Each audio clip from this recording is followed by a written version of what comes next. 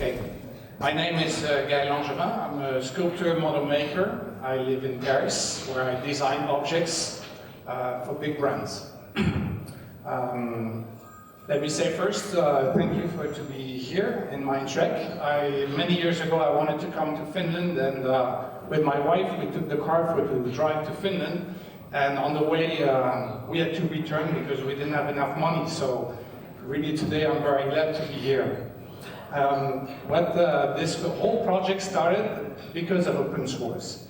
It started because of open source, mainly because one day I bought a small 3D printer, and this 3D printer, which could make little objects, my wife in fact said, you don't need a 3D printer. A 3D printer, you're going to print little rabbits and little plastic things. And I thought, no, I think I can do something better than that. So it started with that 3D printer, and because I was using Linux for many years, using Blender for many years, which is open source software for modelizing objects, and that's how it started. So having that 3D printer, I was asked to make a quote to make a prosthetic hand, and that job didn't work, but I had my 3D printer, the software, and I decided to make that modelized hand anyway. So I designed the hand. You're gonna see it over here. Learning the whole robot actually is for me also a learning process, because I had that hand. It was not moving. It was not actuated. There was no motors. So I had to find on the internet a way to actuate this thing and to program it. So that's how I discovered the Arduino microcontroller that you can see on the pictures over here. And with that microcontroller, you can regulate and program a little motor to make it move. So I had to learn how to program through internet. I had to discover the Arduino, which is open source. And with this, I shared also the information and the codes. So like this, people could reproduce all the programmings that I was using for the hand. So I kept on designing the robot because I had designed the hand on my own hand. What I did on the screen my hand like this, drew around it, and that gave the shape of the hand. So because of that, I thought, okay, I'm going to do the same with the forearm, and then so on with the bicep. Every time I take my own structure, but to create the parts. So you can see over here, this is the shoulder system, the first shoulder system that I made, and every time I designed a part, I would share it on the internet so people could download the parts and reproduce it. At this stage, this was, I think, 3 or 4 months after I started to make the first hand, and there was a lot of people asking, can we really use it to make a prosthetic? And I thought, this is only plastic. It cannot be used to make prosthetic because it's not something you can use every day. So I decided to design a new hand to make it more into prosthetic.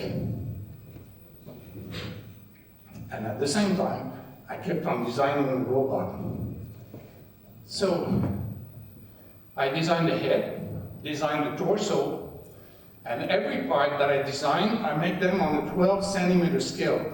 That means, you can see over here, this is one piece, this is one piece, very small parts. So everybody downloads this part, puts it on this computer, and can reproduce it on a very small printer. You don't need to have a professional printer.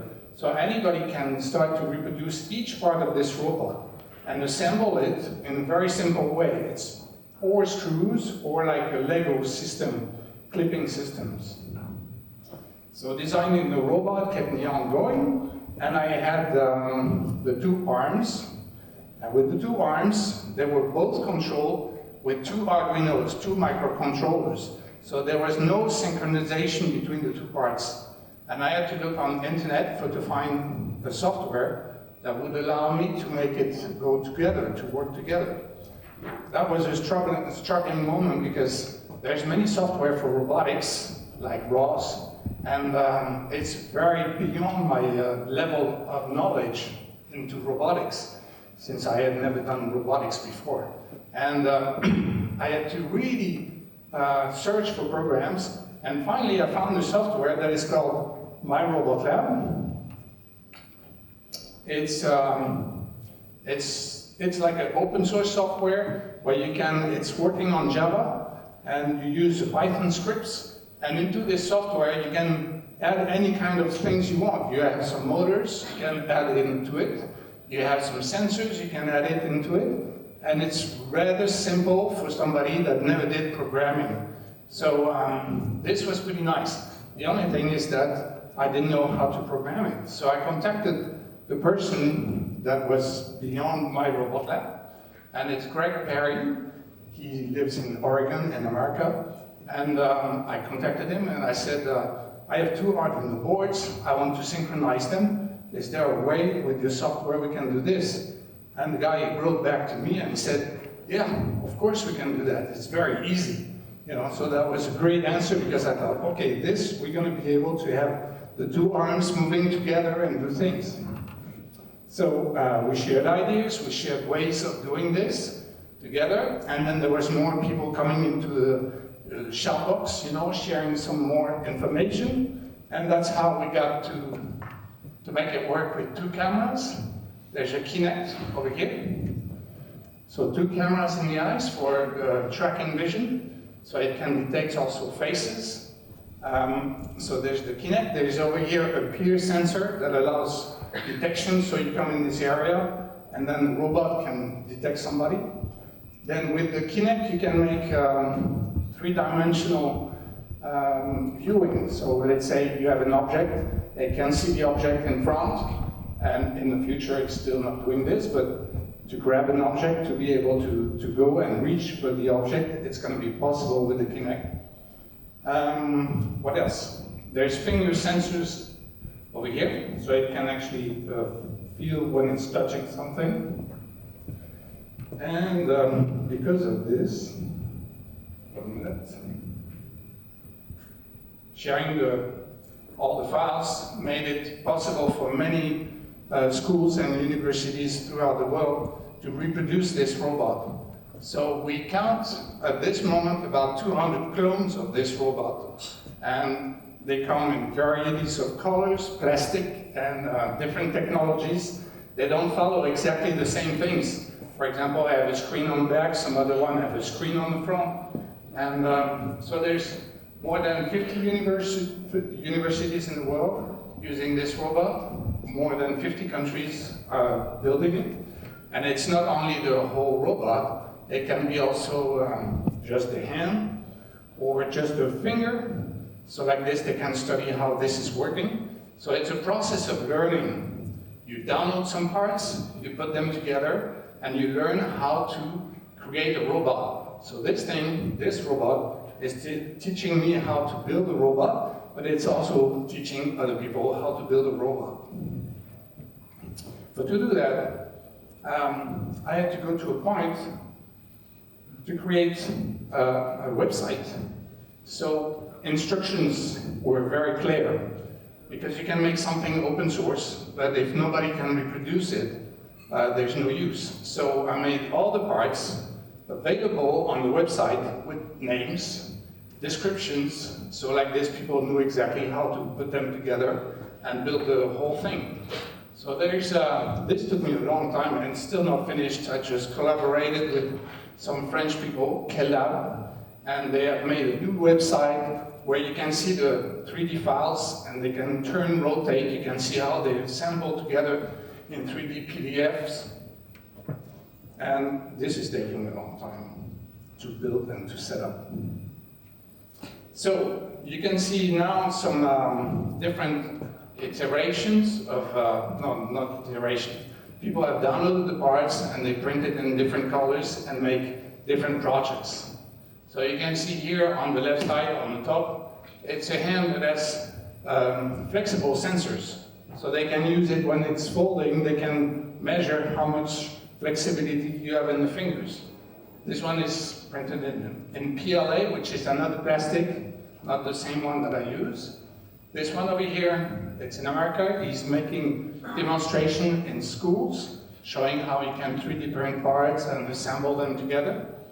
This one over here is the first prototype built up by Nicolas Huchet in France, and it's the hand assembled to be used as a prosthetic.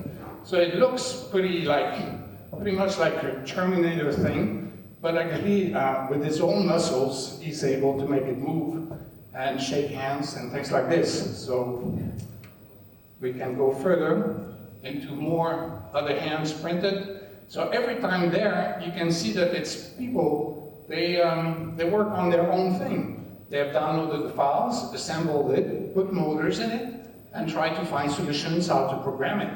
So you can control it with the voice, you can control it with the myo sensor, you can control it with the muscles, or even the brain sensor. And all of this allows people to make research.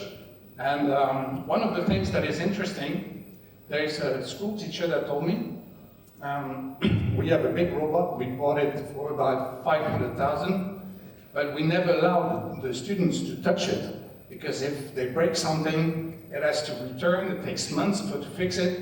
So he's really happy with the InMoov, because they print it, first of all, they can learn how to build it, and then if it breaks, you just rebring some parts. Or even you add on, you create, you modify those parts.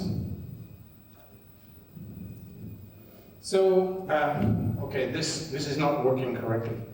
This is a GIF picture, sometimes it works, sometimes not.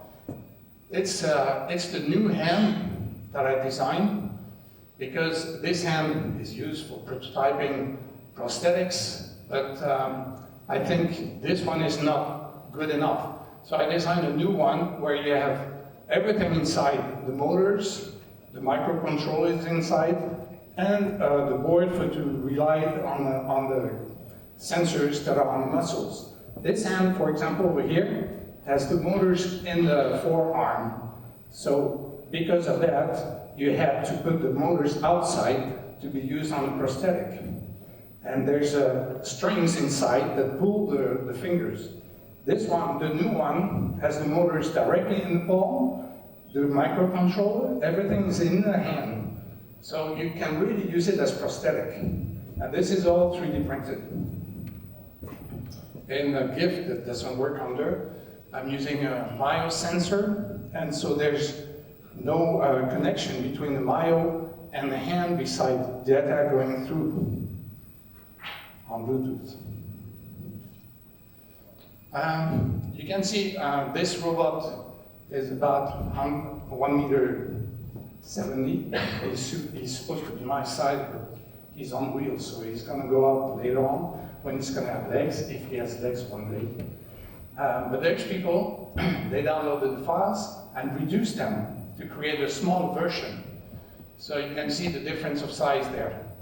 And this is interesting because with a smaller version, you can 3D print it very fast and assemble the parts. It's much smaller. The servos cost less expensive. The parts cost less expensive.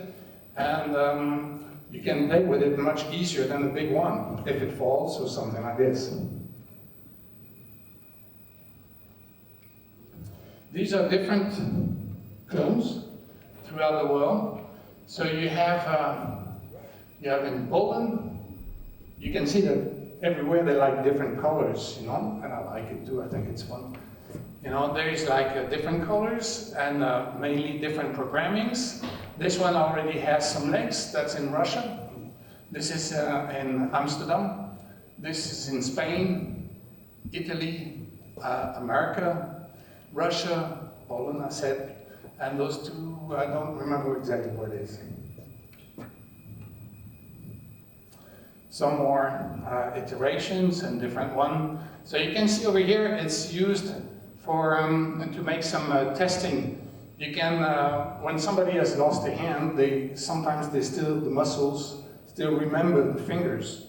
So there they are testing to see if that person still remembers the muscles, and when they are moving it with their mind and moving the muscles, they can move actually the fingers. So this is testing in the university. This is also in the university in Georgia, and they made it on the stand and presented it in school, and they use it quite a lot actually. And it's interesting because this person is sharing a lot of information on, those students are sharing information on how to create the robot in three-dimensional, not only static like I have on my website, but on the Blender, it's a dynamical system. So you can measure the kinematics of the movements, and you can measure all the things around, like the surrounding, to see if it's going to be hitting something or hitting itself. So that's very interesting. This is in Russian, and this is in Poland. That guy loves the robot, I think. Okay, this is some more. Another GIF that doesn't work pretty well. This GIF actually, it's showing, I have a sensor, it's a very small sensor, it's a leap motion. You put the hand over, and it can feel and see your fingers, and when you close your hand, the hand reacts at the same time. So you can see actually it's pretty fast. It's moving pretty well, and not too much latency. Over here is the Korean case. They have won this year the DARPA project with their robot. And what they did there, they used the InMoov to try to fly some planes. I really wouldn't like to be in the plane, but they tried that. And over here, it's also some Koreans, and they are using the hand to play rock, paper, scissors. So when they put the hand on the front of the screen, it takes the shape of the hand, and they can play together with the hand. That's a presentation we did in Poitiers, in France. So having a robot that looks pretty much like a robot, it's interesting because it fits in the car, it fits in different environments. It's not a thing. You can see over here with the wheels, it's not easy because there's some stairs. So having a robot that has legs would allow him to climb up over here. And when it's a body that shapes pretty much like a human, you can make it sit in the car, even use the seat belt, which is handy. And so that's pretty nice. It's much better than having a big robot, like a big box. I don't know exactly what I'm saying. I'm saying stuff, you know. I need to talk, so. All right, so the next steps is working on the legs. Wheels are nice, you can drive him around, but I'm working on the design of the legs, and with the legs, hopefully, it's going to be able to stand already first, and then hopefully, with all the programming and all the development and people around, I hope that he's going to make some steps and surely fall forward, but we'll see what happens. We can always reprint some parts. At the moment, there's different versions with wheels, and you can use the robot with the Oculus Rift, which is an interesting thing because in London we are trying a project where there's the robot that is going to be on a sort of Segway, this one over here. So it's auto-balanced, and the idea is to have some kids that are hospitalized. They're going to use the Oculus Rift and see through the eyes of the robot. With a remote control, they're going to be able to drive the robot around. And the idea is to have the robot in the zoo, the kids in the room and where they cannot come out. And they're going to be able to see what's going on outside and communicate with people around. So this is a project that is going on right now in London.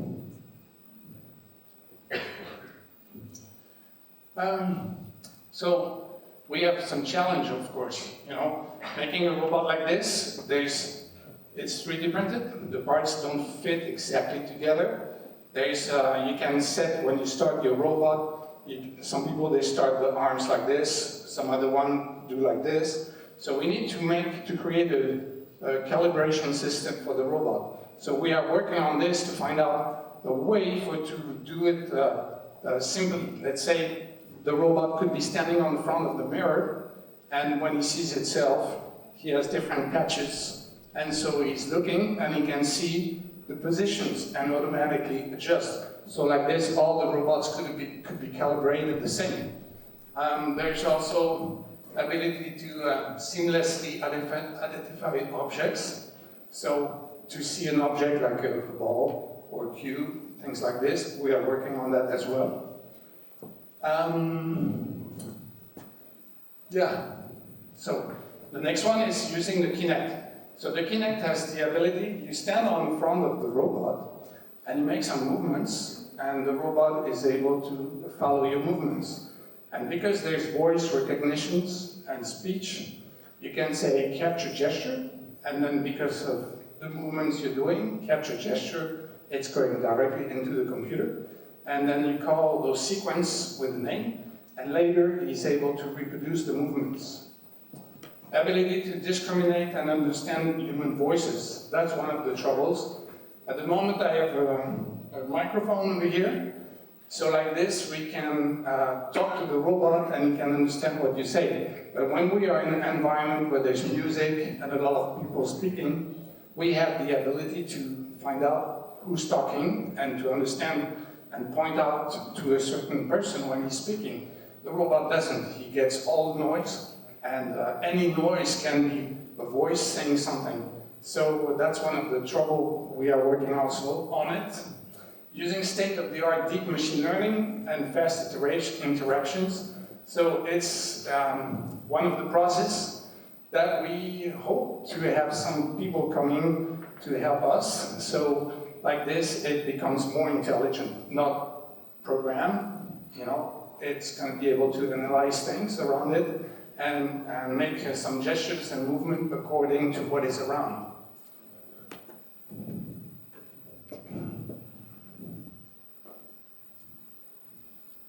Next one. So next steps. The next steps is developing an open source data center for common artificial memory.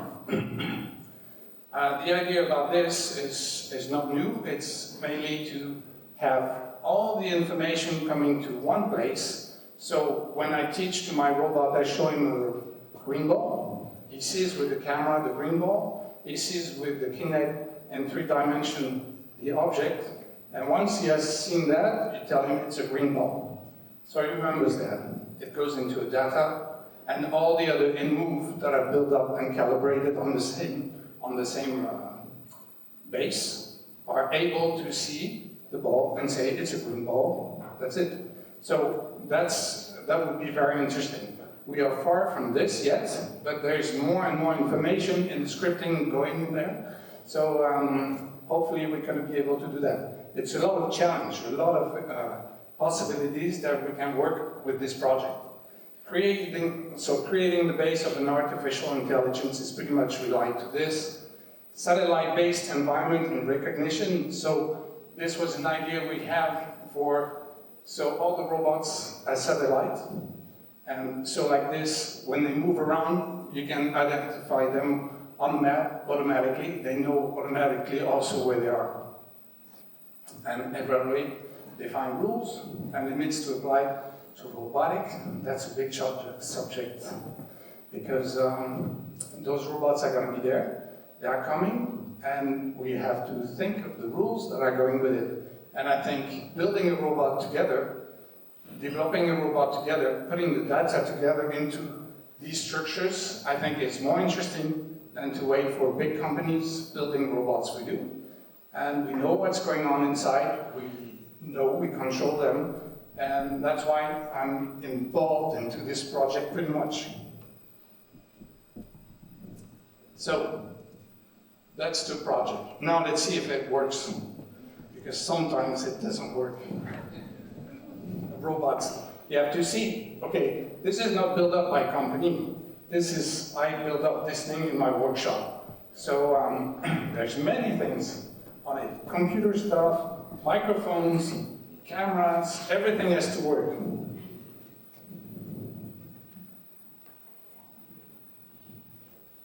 So, there's a code.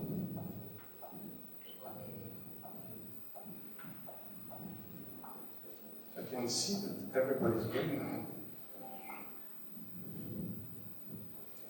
Okay.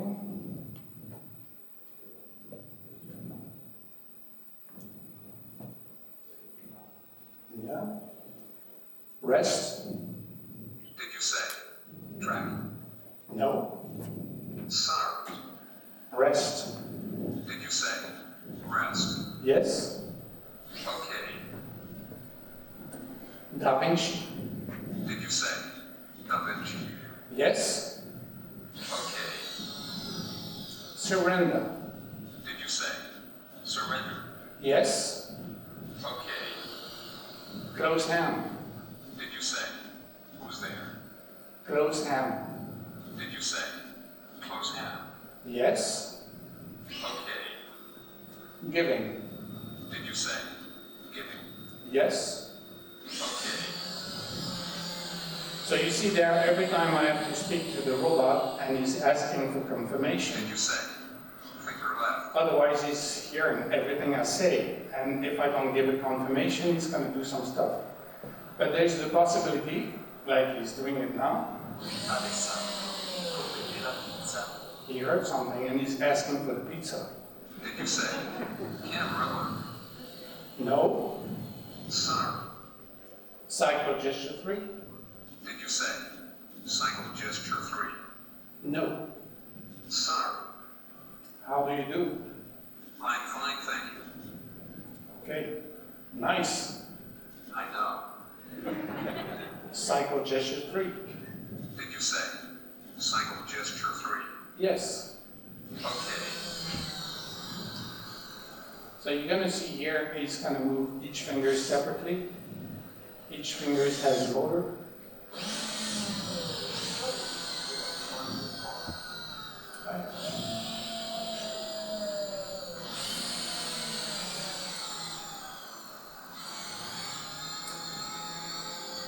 So each finger has a motor. If I talk at the same time, he's hearing what I'm saying.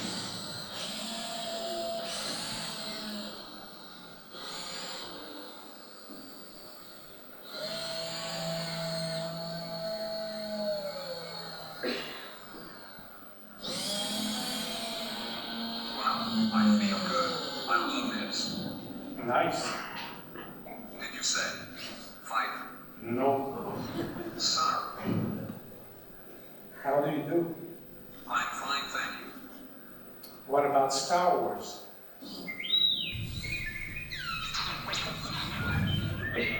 That's because I like movies, you know. And Did you movies. say unhappy? No. Center. Show your muscles. Did you say show your muscles? Yes. Okay. Looks good, doesn't it?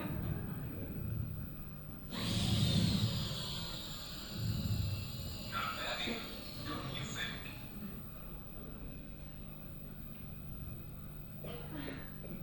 Rest. Did you say rest? Yes. Okay. So actually, he's able also to take an object. Did you say open hand? Rest. Did you say rest? Yes. Okay. Grab the bottle. Did you say grab the bottle? Yes. Okay.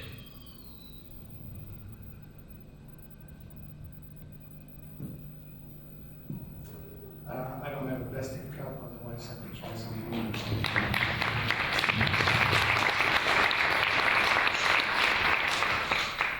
Release delegate. Did you say release delegate? Yes. Okay. That was lucky. Rest. Rest. Did you say rest? Yes. Okay. How do you do? You have already said that at least twice. How do you do? Did you say open hand? No. No. Sir, How do you do? what is your problem? Stop saying how do you do all the time. Okay. Did you say victory? No. Sir, I love you. I love you too. Okay. Thank you.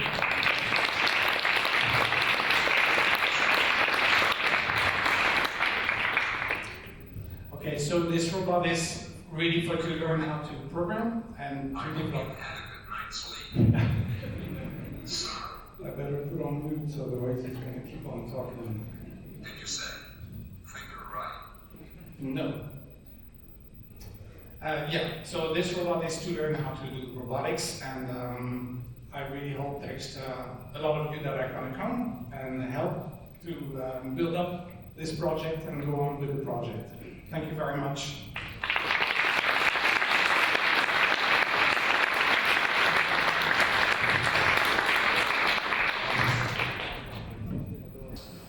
Yeah, this robot is very low price. So when you build this whole thing, it costs about 1,000 to 1,500 euros, not more, because it's plastic, very small servos, and so yeah, about 1,500 euros when you buy expensive servos, when you really print a lot of plastic instead of making it lighter, it costs you about this price.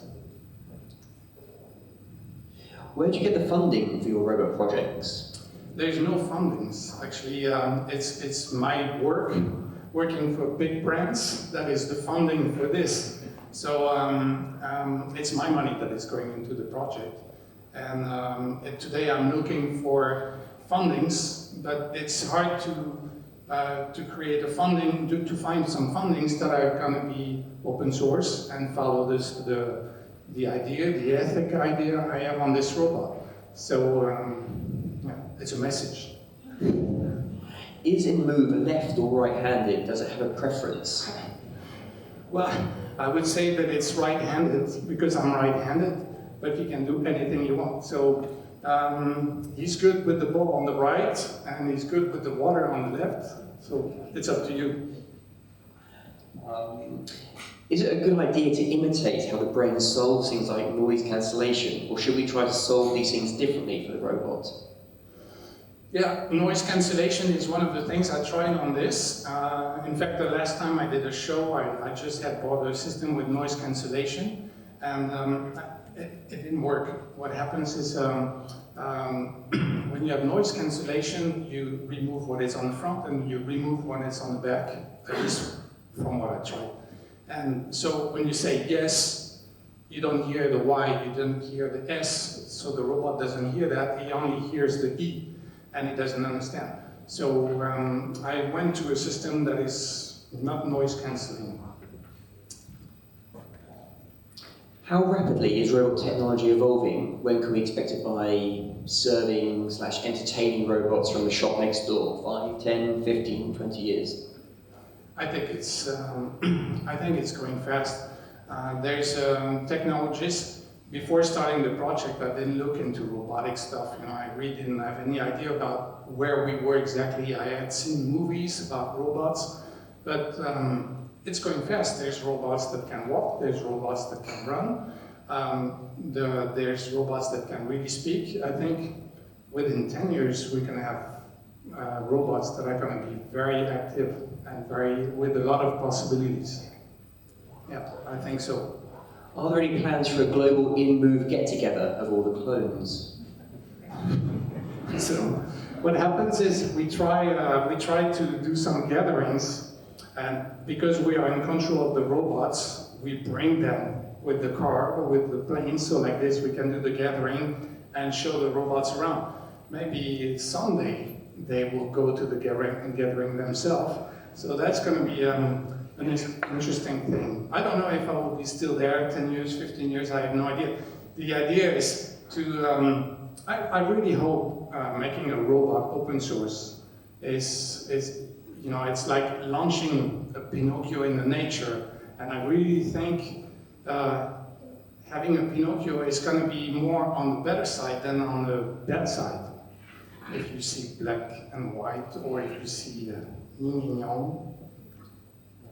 Finally, should we be afraid of AI, that it will in the end destroy mankind? I'm going to be positive.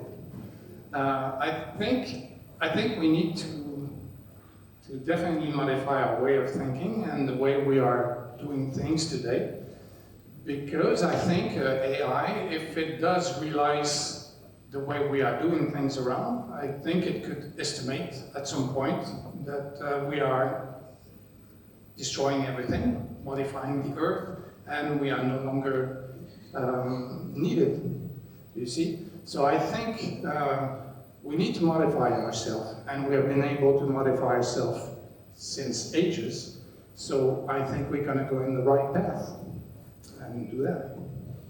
Thank So you we very won't be destroyed. It's nice to end on an optimistic note, thank you. Okay. Thank you very much. Thank you. And you.